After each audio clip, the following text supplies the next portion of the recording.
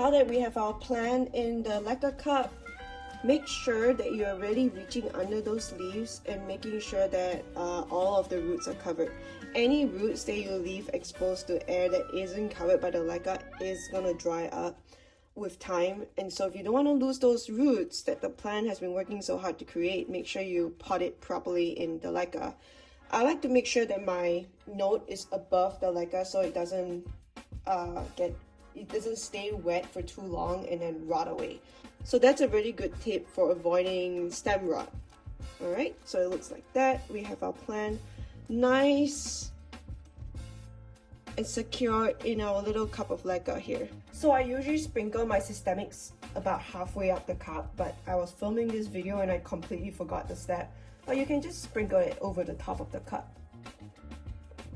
Like about 1 teaspoon or half a teaspoon will do. And then grab your nutrient solution and just water all of that systemic pesticide down to the bottom. I like to add nutrient solution all the way up till about where my roots start to peek out.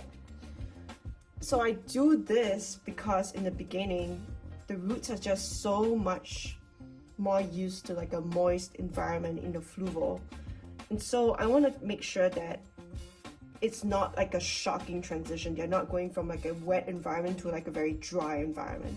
So I kind of keep the water levels pretty high in the beginning, and as those roots start to get established and grow out to the sides, I will slowly lower down that water level down to like a more normal reservoir level, which is probably about this line over here, or maybe 3 lines in-ish, so about 1/3 of the way. So when do you then, I guess, decide to repot this? When you have roots growing all the way down to the bottom, or you start seeing some like translucent looking like jelly noodly roots, that's when it's time for a repot and you need to bring it up a size, or like honestly sometimes not even up a size but just into a container that's a little bit